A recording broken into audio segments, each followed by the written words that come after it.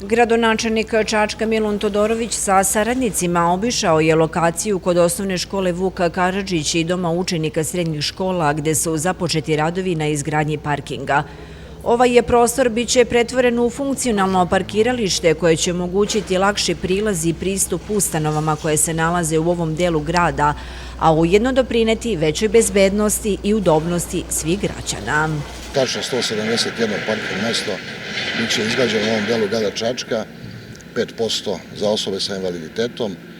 Parking mesta i parking prostori biće u asfaltnom zastoru, biciklistička staza od samog centra do ovog dela ovde u Behatonu, naravno dosta zelenila, sve ono što i zakon i predviđa, maksimalna popunjenost i zelenilom i stablima, naravno javna rasveta i sve ono što je neophodno za jedan dobar, rekao bih, dugo godina nedostajeći parking na ovom prostoru, jer ovde je sportski centar Mladost, gradska plaža i naši fakulteti tehničkih nauka i agronomski fakultet.